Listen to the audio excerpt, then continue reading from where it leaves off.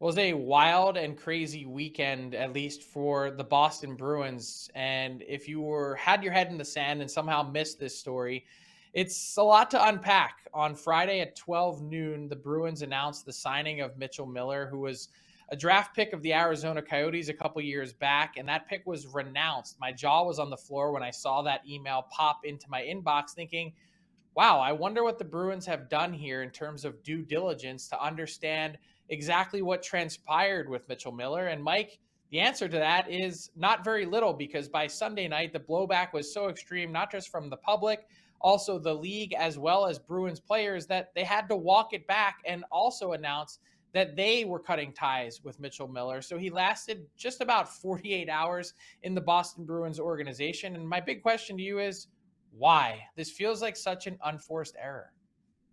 It was so dumb. I don't have any other way to say it. Like, in today's world, how on earth did the Bruins think that this was going to play well? And how could they have gone into it without asking the right questions and talking to the right people? Namely, the family of of the victim in all of the bullying that Mitchell Miller did. Nobody talked to Isaiah Meyer Crothers, the family, at all. And the Bruins kept referencing that Miller had learned from his isolated incident as a 14-year-old. Well, no, in a letter written by the family, it described years and years of bullying and racism that occurred at the hands of Miller to their developmentally disabled son. Like, I'm beside myself that the Bruins could have gone into this and after the fact said that, oh, we'd be willing to talk to Isaiah now after if they want to have that conversation. Like, these are the quotes that came out, Frank. Like, what's going on here, man?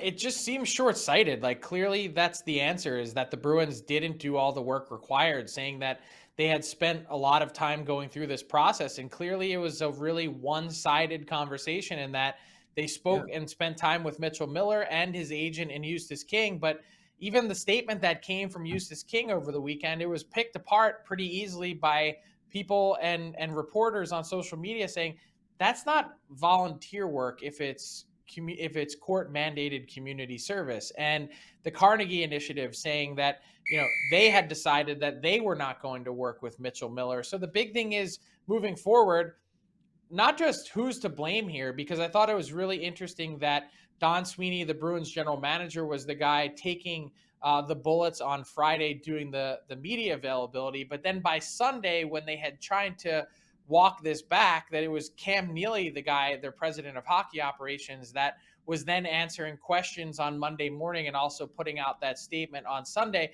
But Mike, I wanted to get your take on this from the players' perspective, because I think Mm. that's really important as well. The guys that were in that Bruins locker room, the team got off to a 10-1 start. Patrice Bergeron, Nick Foligno, Brad Marchand all publicly questioned the signing. They were brought into the process about a week ago, according to Don Sweeney, saying basically that was their same question. Why do we need to do this? Why do we feel like this is imperative? And it feels to me like them deciding to speak out on Saturday as this 10-1 team flies into the league's media hub in Toronto, that not only did that highlight how much this was an unforced error by the Bruins, but also that the players have power in their words when they Mhm. choose to use their voices. Yeah, the players knew better than management and then executives in this. Cam Neely said he doesn't know why the family wasn't contacted. Well, you're in charge of the organization. I can't square that. I don't know how that happens, that lack of leadership. But if you want to take this to the players and what they did when we're talking about Bergeron and Brad Marchand and talking about Nick Foligno, they were commended by Isaiah saying, like they said, he wanted to make sure that they were knew that he was thankful for their compliments, their comments.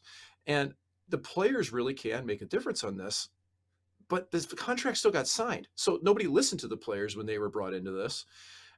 I mean, Mitchell Miller reaches out to his victim after the Bruins start initiating this process to sign a contract. So, like, the players, yes, they don't want this to happen. They've had a great culture. They don't want any distractions. They want to just roll with it in Boston, and then they get firebombed by their own management here, Frank. Like, it's a tough pill to swallow. It's, as Nick Foligno said, man, I don't know how you swallow that. Yeah, I do want to point out too that really everyone is wearing some of the stench of this, including the National Hockey League itself, because while Gary Bettman in Finland, as the global series was being played, said that he was caught off guard and that in this case, he wasn't sure that Mitchell Miller would be eligible to play in the NHL, and he was commended for stepping forward in that way. At the end of the day, the NHL still registered the contract, and Cam Neely was Right. really clear to point out on Monday that he had a direct conversation with Bill Daley, the deputy commissioner, last Wednesday about Mitchell Miller specifically, and the league still registered the contract. They don't have to do that. No one's putting a gun to their head saying that they have to allow and accept that contract. Contracts are rejected on occasion for a lot of different reasons. So in this case, still not understanding necessarily why the Bruins didn't just say, you know what, we're going to sign this guy to an AHL contract, not an NHL one with performance bonus money and signing bonus money. We're going to make you start it in the ECHL and earn your way up truly. And we're also going to do better due diligence in terms of understanding exactly what all played out and transpired a number of years ago. And really, frankly, what didn't transpire over the last number of years, as clearly in this case, Mitchell Miller waited until last week to try and make amends through social media to his victim. It's an ugly situation all the way around.